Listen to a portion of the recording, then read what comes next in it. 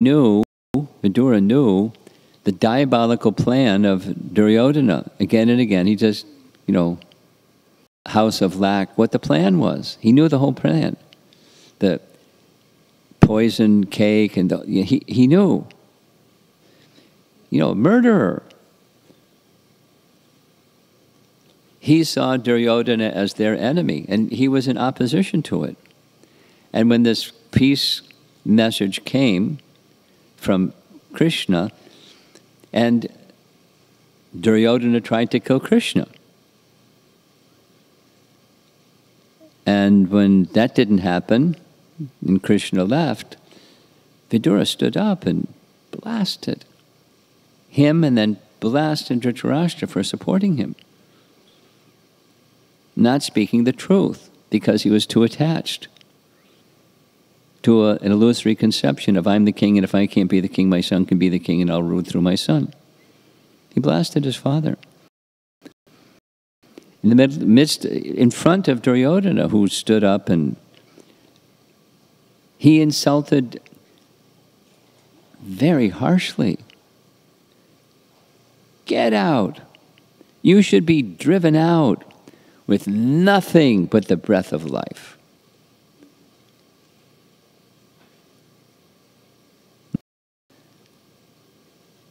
In regular daily enemy, or someone that wants to see you dead. Now, how did Vidura see, and how should we see? He understood the will of providence is here somehow. This is a prompt from Krishna for me to come closer to Krishna. Let me go on pilgrimage, because I want to go to Krishna myself. I'll go on here to Krishna and vice versa. So it was a providential arrangement to bring him closer to Krishna, closer to the goal of life. His duties were for Krishna, but he's not unable to perform his duty because of the obstinacy of, there's no service for me here.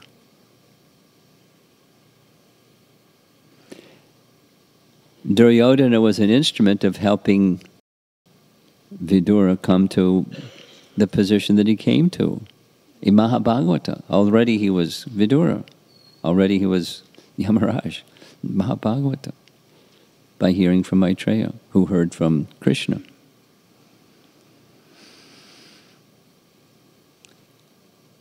These are lessons of the Bhagavatam to help us understand what Prahalad is saying here. And Mahabharata as well. So in the Bhagavatam, when Maharaj Parikshit is informed that this rogue in the disguise of a king is breaking the legs of the bull, standing on one leg only, wobbling,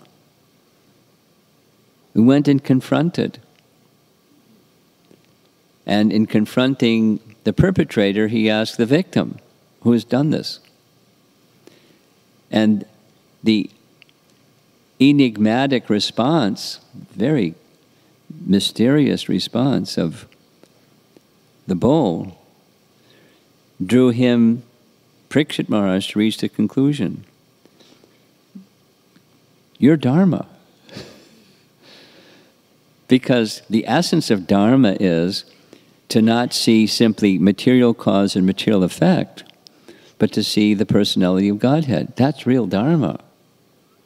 Sarva Dharmam Parityaja Mamekam Sharanam Braja. You're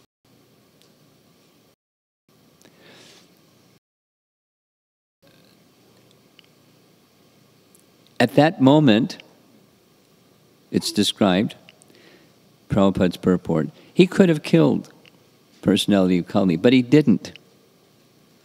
It was obvious. He's got blood on his club. It's part of Krishna's plan. To want to understand who's carrying father. Didn't go over so well.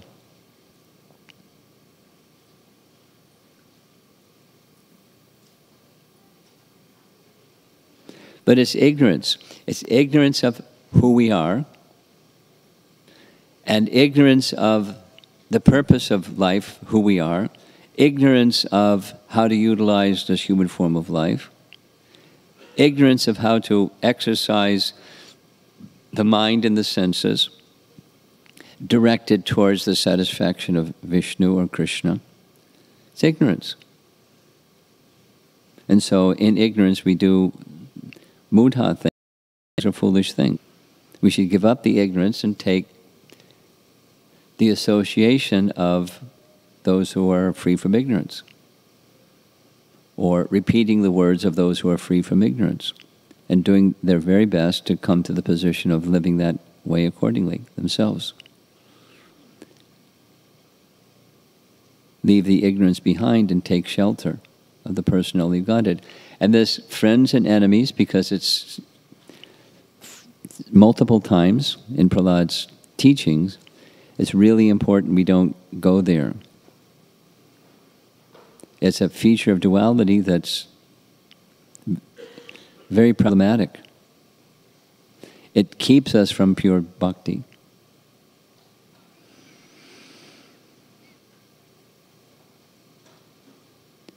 We want to become free from ignorance and free from that conception, free from duality. There are many places, because of, I have some time, I'm going to do a couple of things.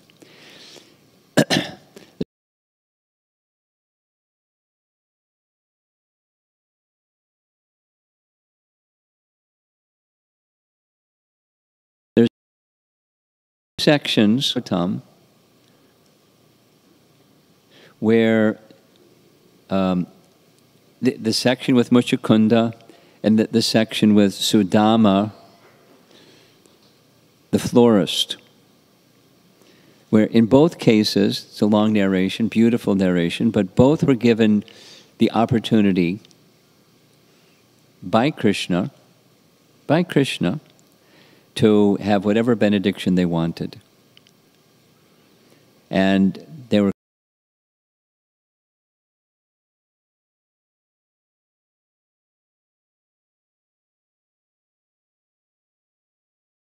smart. They're intelligent. They asked for three things. Your association, so that can be enough.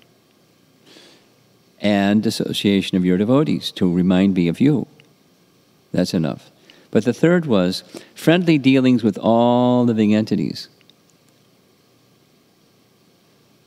You know, not friends as opposed to enemy, but, you know, the right kind of regard for all living entities. A favorable disposition. In all living entities, some people do bad stuff. Like this teenage question we heard yesterday. I know, as a teenager, I struggled with that one. I've shared this before. I don't mind sharing it again. I had a big struggle. I had this essential dilemma as a teenager.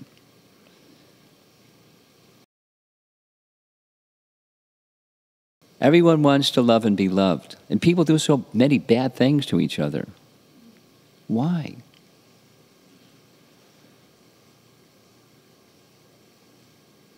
I didn't get any answers. I went to the priest. I went to my brother. My father was already deceased. There was no place of wisdom to go to. I went to one priest and he said, I think you need psychiatric help.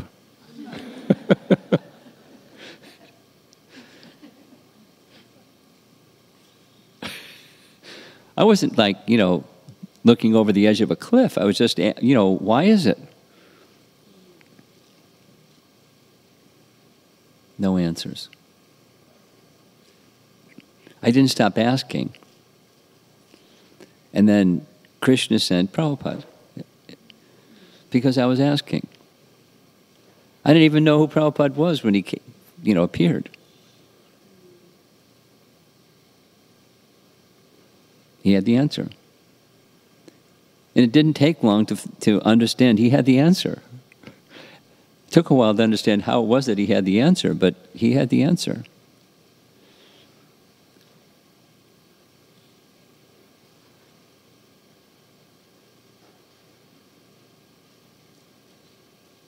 Friends and enemy.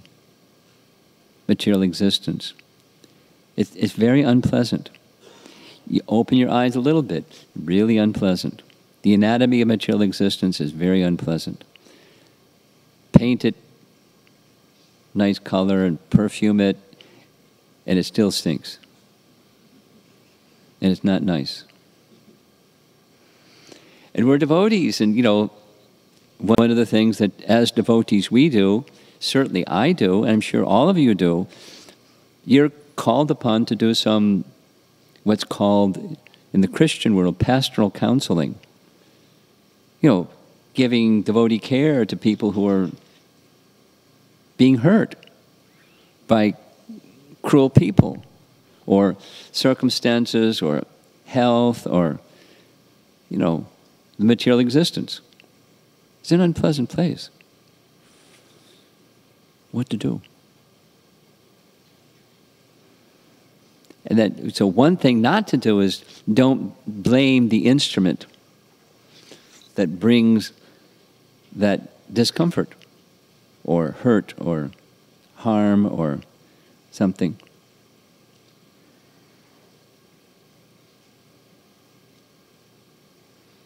Maharaj Parikshit, when he was cursed. No, he had done something wrong. But the something he had done that was wrong was not commensurate with death penalty. The father of the young boy, he understood. This is wrong. There's this sense of justice should be commensurate with the wrongdoing. It's not just. You're not the giver of justice either. You're a little Brahmin. This was according to the Bhagavatam purport, it's one of the symptoms of the Kali Yuga had begun because persons have brahminical power misuse it because they have power, but they don't know how to use the power properly. Character is missing. Power is there without character. Kali Yuga. Sound familiar? So Brahminical character is essential for establishing Krishna consciousness in society. And how do you do that when Kalo Sudra Sambhavan? And this is, I'm going a little bit off topic, but not really. Just expanding like Prabhupada would do. Read the first canto, it's really clear. Brahminical culture. Varnashram. How do you do it? With that, so those that have really looked at it more than anybody I know have concluded in the 7th canto.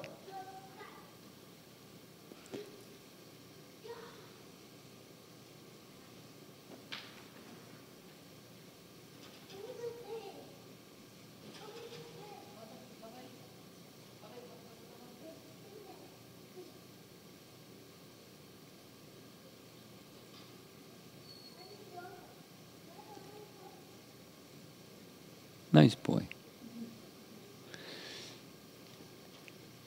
The section that we're going to conclude is chapter 10. It's all over with chapter 10, and in chapter 11, it's a new topic. The new topic is, wow, Prahalad was way up there. How do you get way up there like Prahalad? I'm Yudhisthira, I'm the king, Narada, and you're instructing me. I have to rule my citizens, and my duty is to bring people to that topmost platform. How can you give me some guidance how I can do that? I'm making it simple and abbreviated. Yeah, here's where you start. Brahminical culture. You can look it up later. I think it's verses 8 through 11 or 12 or something like that. We need varnashram. We need, within society, O king, you need to elevate the people gradually. And to elevate the people gradually, you need brahmanas. He doesn't use that explicit language. He gives a list of qualities that are Brahminical qualities. And then from those brahminical qualities, you can enter into a life of bhakti. And then lists the 9 types of bhakti, like 30 items.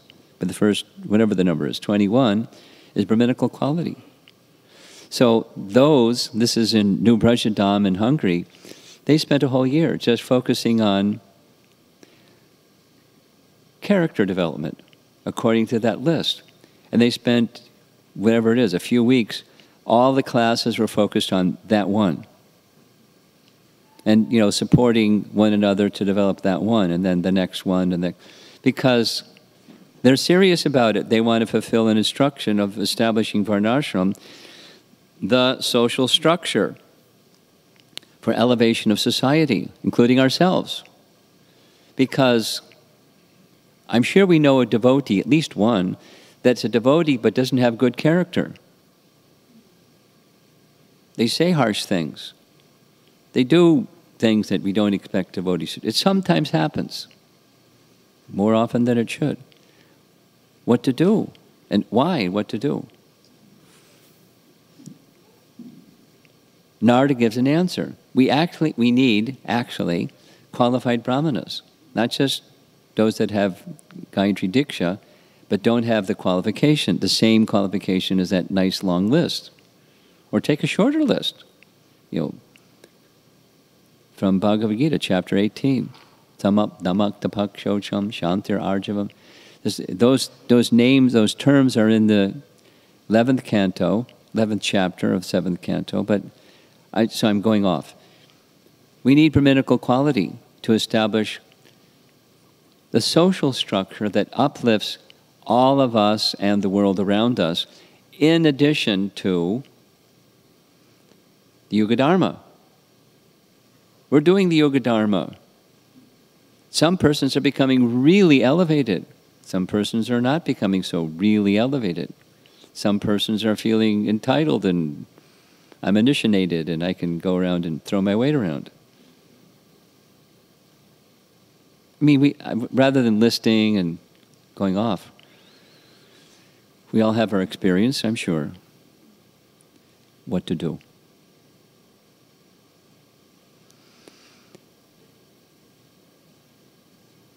We're hearing repeatedly, so I'm repeating it from Prahalad, friends and enemies. It's a good place to start.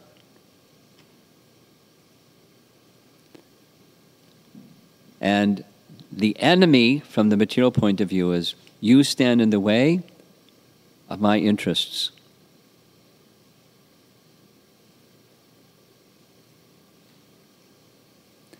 If your interest is Krishna, and living entities on your moving along the path of life act with enmity towards you, there's a Krishna purpose, minimally, besides, my past deserve. It's to help me take deeper shelter of Krishna. It's easy to say. It's another thing to do. One who does can experience happiness and please Krishna. Come to this, at least a purer stage of bhakti.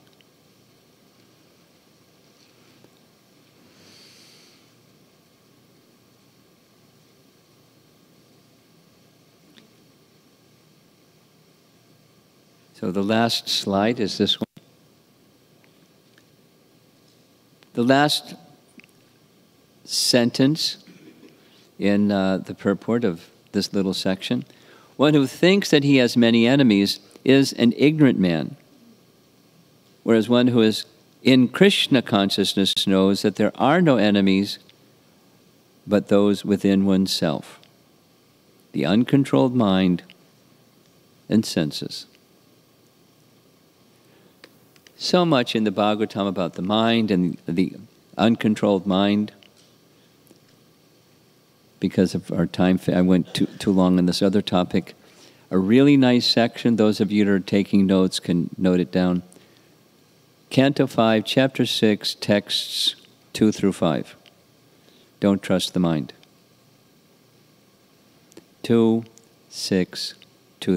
5, 6, 2 through 5. That's, the mind can be the greatest enemy. The mind can be one greatest friend, but the greatest friend is where the mind goes to Krishna, not where the mind goes to see where your enemies are, or see where your happiness might be and chase after that happiness, because it's the mind. Oh, there's another really nice section. You can learn more about the mind. Because of our time factor, we're not going to go there. Whole chapter in 11th canto, Krishna talks with Uddhava. What's the root cause of suffering? And the answer Krishna gives, whole chapter, Avanti Brahman's story, it's the mind. That's where suffering is, in the mind. And the mind is pure, there's no suffering. The experience may be, it's cold out or hot. The duality is there. Someone was mean, or someone was nice, etc. This misfortune happened, good fortune happened. It's duality. You don't see, you can see it's cold and put on a jacket, etc. You see somebody's in difficulty, you extend a helping hand to help that somebody that's in some difficulty. But the essence is, that's not saving the person. The soul has, so see beyond the temporary.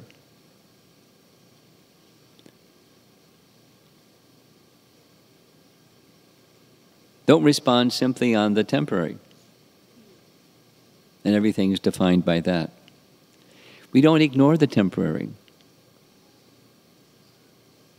Our picture is a holistic picture for how to deal with the well-being of the soul. We don't neglect other things. Unless you're Raghunath Das and not another platform of Krishna consciousness, you stop sleeping and eating. But otherwise, you'll, be regulated in your sleeping and eating. And take good care of your health, and take good care of those that are dear to you and their well-being. And we do those things for the satisfaction of Krishna, not otherwise, not with some other intention, undue degree of affinity for the temporary. And that's my service to my family or my friends or society. Okay, so let's see if there's some discussion. I see one hand up. Do we have a microphone? And while we're waiting, I bet somebody can flip on the light.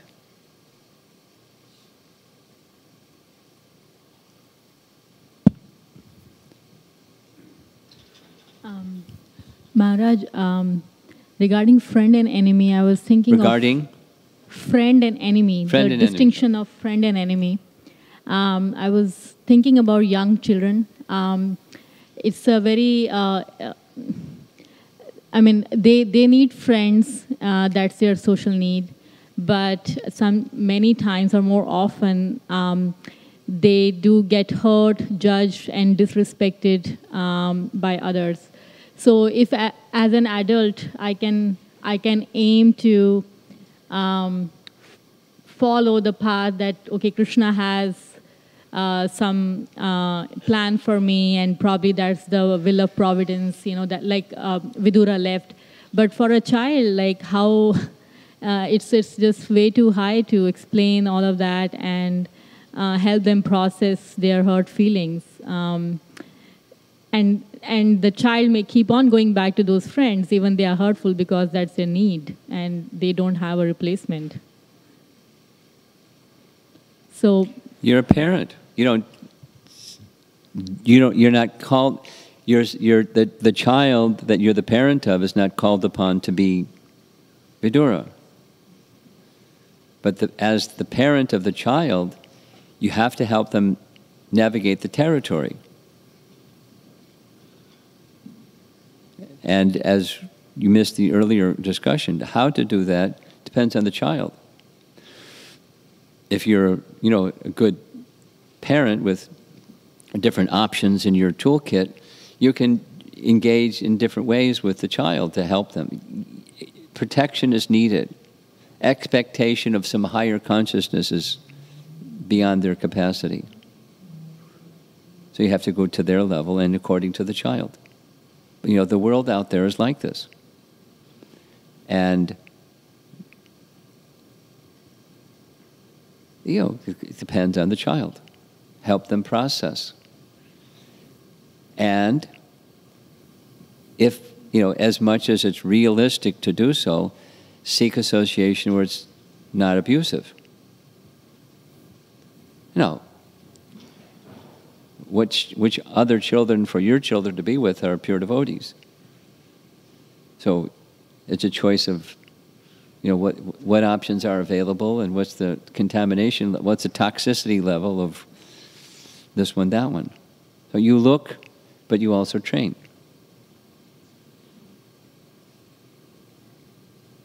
How to process, not just go back again for more. No, there's without being in detailed. Depends on the child and depends on, you know, what boundaries you feel it's good for the particular child to draw.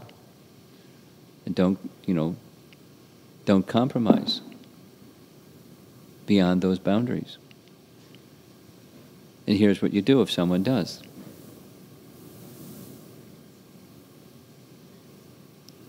Just like child abuse. Children can be taught what's a no-no, what it is and what to do. So they have protection.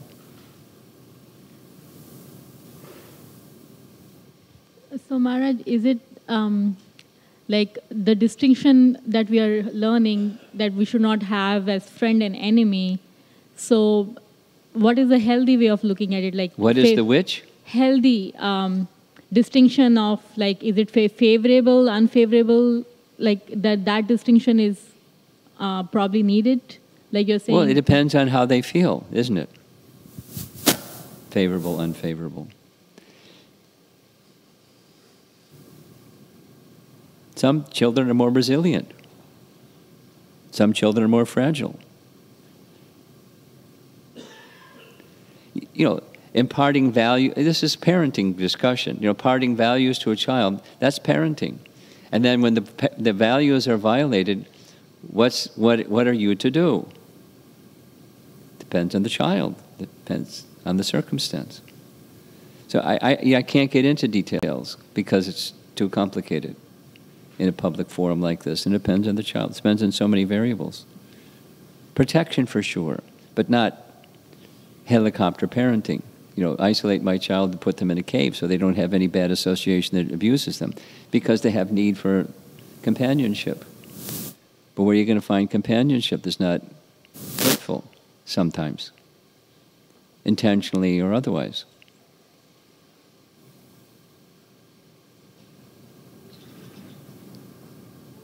Then, you know, ideal is a relationship with the parents of the child that your child is associating with, so that if something comes up from either side, you can talk about it and help, you know, improve the situation.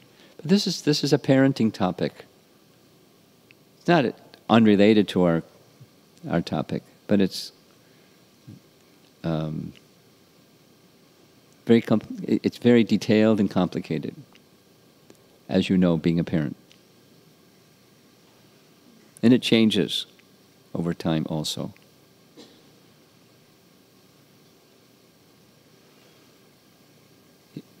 Parenting question? No? Okay. Whew.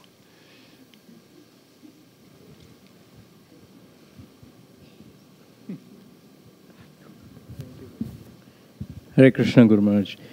First of all, just wanted to share with you my findings on the Asamordhva.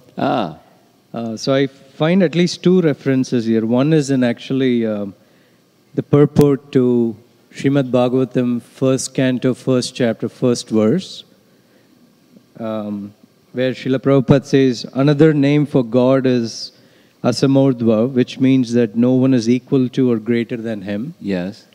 Then the second reference is... the question I had specifically is, what's the Shastric reference? So he's saying in the Shruti mantras, and then he... we don't know which one. Talks about different terms, and one of them is Asamardhva. Okay. Shruti mantras, but that's as far as I got. Right. So my comment was, I don't know what's the scriptural reference other than Shruti mantras. Okay, so. Okay. My question on this topic of enemy. So in the devotional setting, so in our society, we don't necessarily find enemies who want to kill us, but there are instances where someone wants to blame another devotee, right? So for example, yesterday I heard in my own case that from one devotee that another Vaishnava had placed a blame on how I did a service in the past. My first reaction to that was, oh my God, I feel bad for the devotee for holding this conception. But I'm also trying to understand, so there is some learning from that, but I would like to seek your thoughts on how else to respond to that. What is the... How should you respond? How should I respond to it? Because when person A says person B is blaming me for something that I supposedly did in the past, but it's a misunderstanding of what I did in the past. So another devotee is blaming me. Oh, another devotee is blaming you. And I heard it from another devotee. So they are not necessarily coming to me to talk to me about it, but it's like side conversations, which is unhealthy to start off. Sure. But I've seen you in those situations many, many times, so I'm eager to understand how you respond to such. Well, one of the rules of this world, not just ISKCON, you take a leadership position, you're going to be criticized. Prabhupada writes it in his purport. We should act above criticism knowing it's going to come. Now, what to do when it comes is your question. Whether it's, directly the person comes and says criticism, or person A talks to person B, and person A says criticism, and you're on the receiving end of the criticism.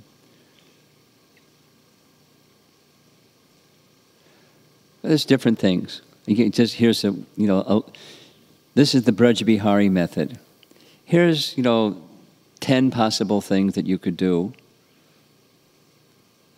And then, you start eliminating things that are, I wouldn't want to do any of some number of those things. Then you have a little list, and then you select from the list of what you can do. So there's many things you can do. Just tolerate it, that's one.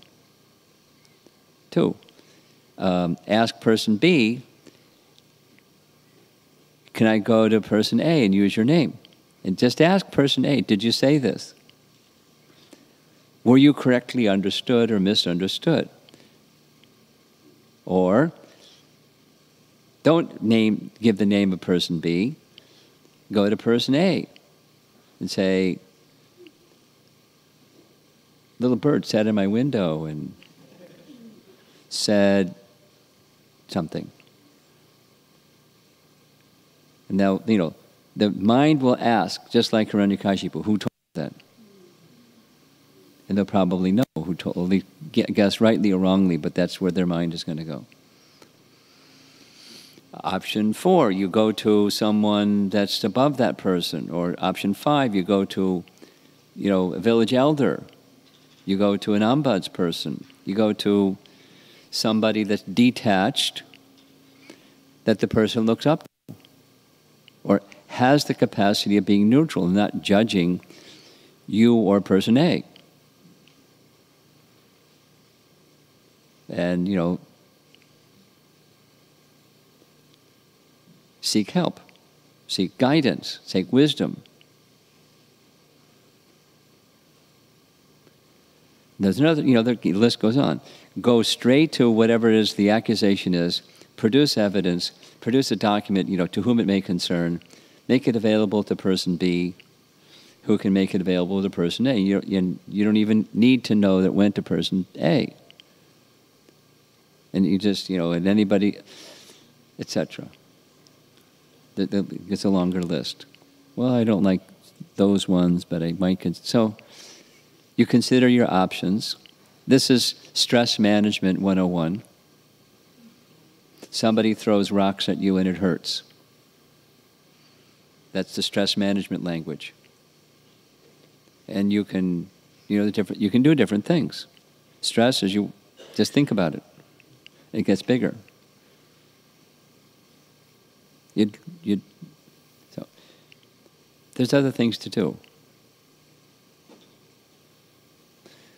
Go to somebody that is a Brajabihari type person or trained person, either him directly or somebody that has, and seek, what are my options?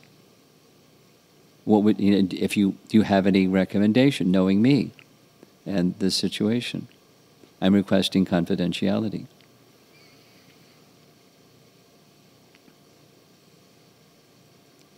The bottom line is, if you've done something wrong, acknowledge it. Even if it's partially wrong, acknowledge it and try to correct it. That's the first place. And then the other is, go to the mode of goodness, be reflective. What's the best way? And one of the rules that Krishna showed when he was wrongly accused in Dwarka, you've heard me say it many times probably, stand by the truth. And one who abides by truth is be protected by truth. And if you've done something that's not truthful, acknowledge it. Be truthful. I made a mistake. It wasn't that one. I made another one. And I acknowledge it. You can fault me for the other one, and I accept responsibility for the one that I made the mistake in.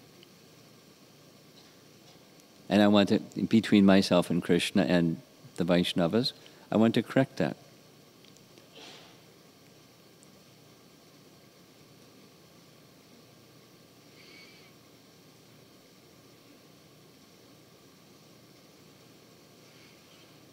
Anything else?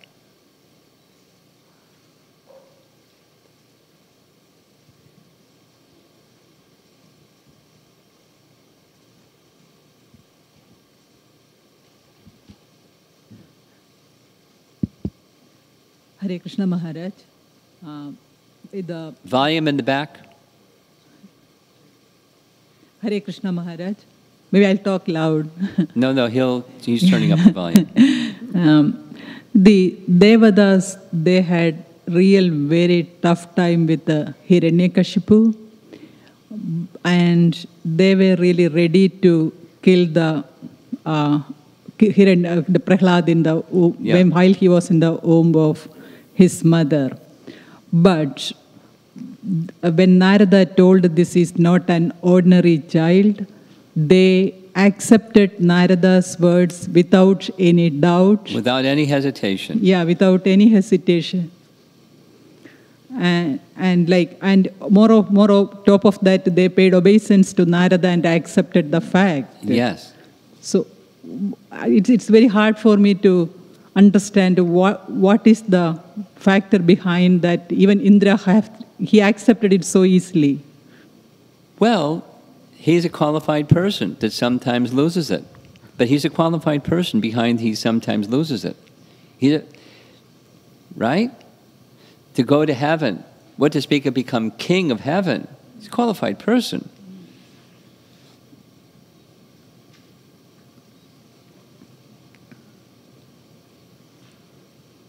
Narada touched that qualification. Narada had the power and Indra had the receptivity. His receiver was on and Narada was the broadcaster, and he said, was yes, got the signal. There's other examples of this in scripture, just hearing, just King Prithu killing all the yakshas. Stop. He stopped. The Prajetas destroying, all the vegetation. Soma, stop. They stopped. Just boom. Now that's a sign of qualification. Even when one is carried away by anger or fear, just words. That's a sign of qualification. So when sound can go in and take away the covering that's covering one's consciousness, that's a qualification. Indra's got some problems.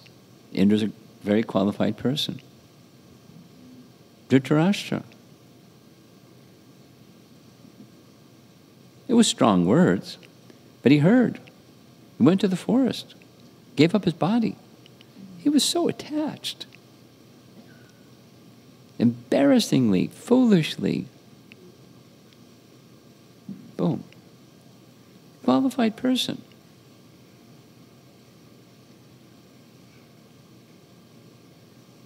And the 8th qualification is one can hear and move with what one hears. A disqualification, or limited qualification, I can hear and, for a few days I do, and then I go back to the bungee cord position, back to where I was before.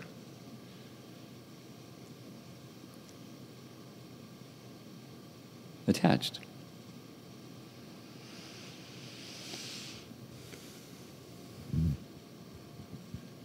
Okay. Hare Krishna Maharaj.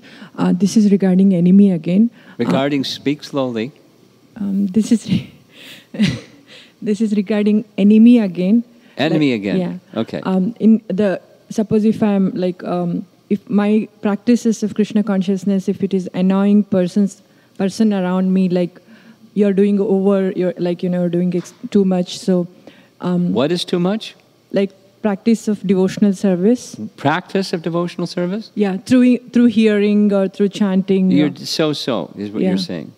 Myself. Your practice is so. Yeah, my practices. Okay. If they bother the persons, whoever, if they feel, should I come down? Like, should I be unnatural? Like, should I just come down from the... Oh, come on. Should I be unnatural? Of course you should be unnatural. Be a pretender and delude yourself and other people. That's a good Hey, I like that. Write an article on it for Back to Godhead magazine. Be who you are. Whoever you are, you are. Be honest with yourself. Be honest with others. Strive to go further to your capacity. Don't compare yourself to others, what others are and what you're not, and all that kind of thing. Don't do that. Be honest. Acknowledge. Be who you are. To your capacity. Continue to strive further. Is that all right? Yes, Maharaj. I shouldn't worry about how others think. Right. That you anticipated. I anticipated, so I said, whatever. Okay. It's between you and Krishna and Guru. Okay. My another question was quickly so wherever in Prahalad Maharaj... Slowly. Prahalad Maharaj teachings, wherever he says happiness, that refers to material happiness. Yes.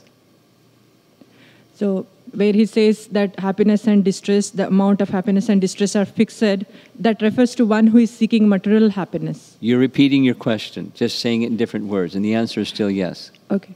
But so it doesn't apply to spiritual, the one who is seeking Say it again, slower. Okay, thank you. The last part again. Just the last part. It doesn't apply to the one who is seeking spiritual happiness. Of course. It's the same question, third time, same answer. Thank you.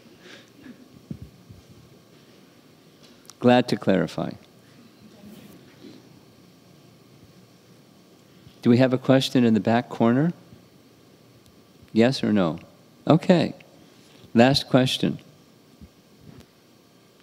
Hare Krishna, Guru Maharaj. Please accept my humble obeisances. In our family, I think every one of us would share that question. Which question? I'm just going to put forth. Okay. So we have different kind of people. Some are Krishna conscious. Some are appreciative or favorable to Krishna consciousness. This is your circle of friends. Yeah, I'm talking about my extended family, right? Extended family, okay. And some are neutral. So you cannot make out whether they're really into Krishna consciousness or, where they stand. You cannot make out. But we tend to be more accepting towards the people who are accepting Krishna consciousness verbally or however. But we are not accepting as much to those who are actually neutral. They don't show. But at the same time, we want accepted from both equally.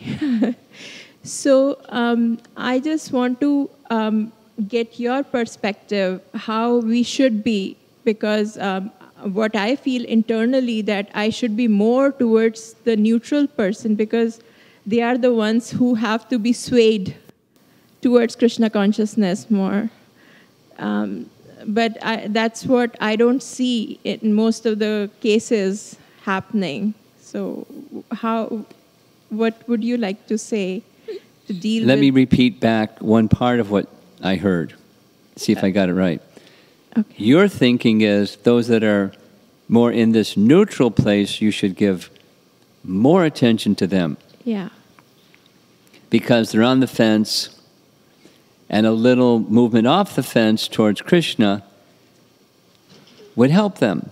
Right. And they're not unwilling, they're just not so willing. Yeah.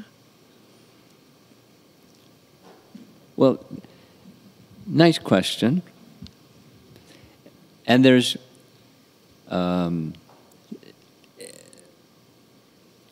some consideration over here and some consideration over here. So, and then it takes intelligence to put the two together. One consideration is see everyone equally. Another consideration, Prabhupada speaks about it explicitly in different situations, and that is investing time in reaching out where there's likelihood of response. You know, a preaching field, you don't go sow seeds on a barren field. You sow seeds in a field that's been prepared and et cetera, et cetera. So it's not cosmetic to maintain external respect and politeness. Bhakti Vinod Thakur speaks like that. Be respectful to all living entities, but the platform on which you're extending that respect may be social and not so much on the spiritual, depending upon the situation. So a friendly disposition towards all means a friendly but appropriate for the field or the circumstance or the receiver. Just like, you know, there have been several questions during this seminar about children. You speak to children in a certain way. You may not change the message, but you speak in ways and language and modalities that children can understand more likely. And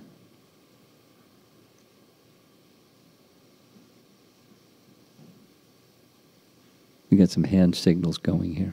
So same with relatives. Respectful, not cosmetic, genuine respectful.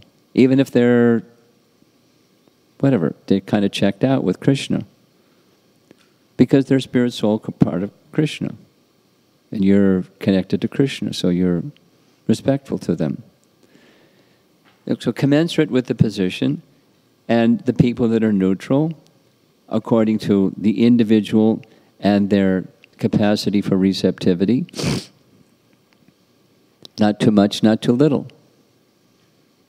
Because too much is too much. They'll back off. Too little, that little spark that may be there, the on-the-fence situation, may not move. But most important of all is to be more effective with the fence-sitter persons, the moderate people. Develop your own Krishna consciousness, because purity is the force, besides what you say and do.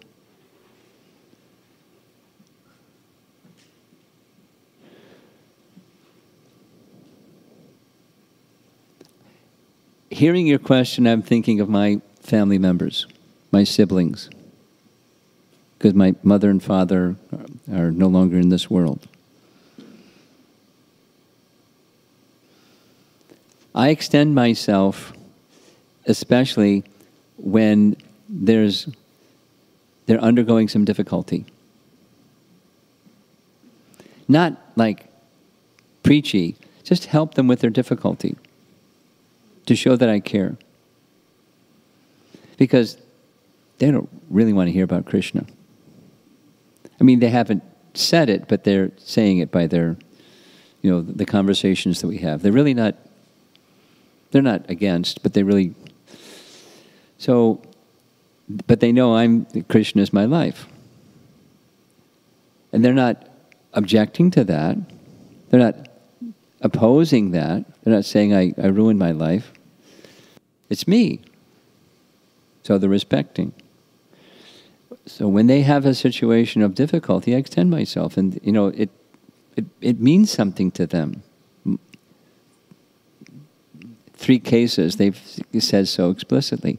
It really helped a lot to feel your support. It's not like they now like Krishna more than they liked Krishna before. But they like me more, and I represent Krishna.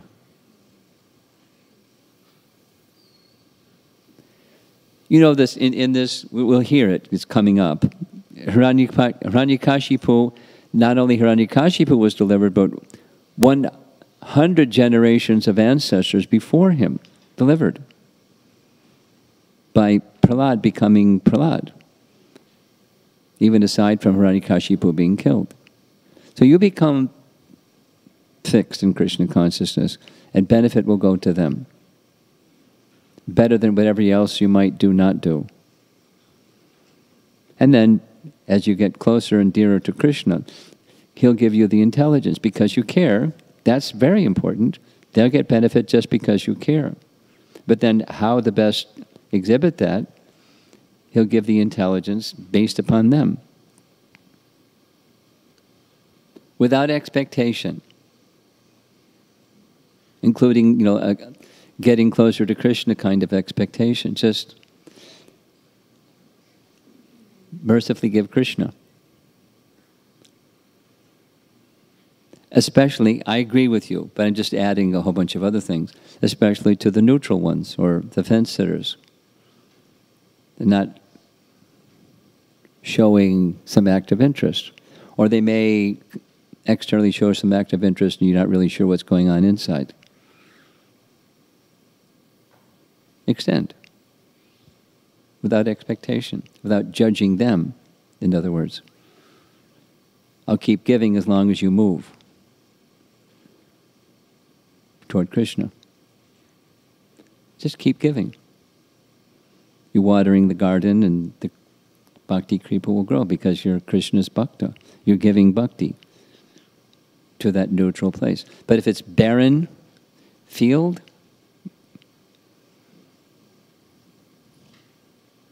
now we're not Prahalad Maharaj. He went, right to Hiranyakashipu and Shandanamarka. We're not. So maintain friendly regard, but without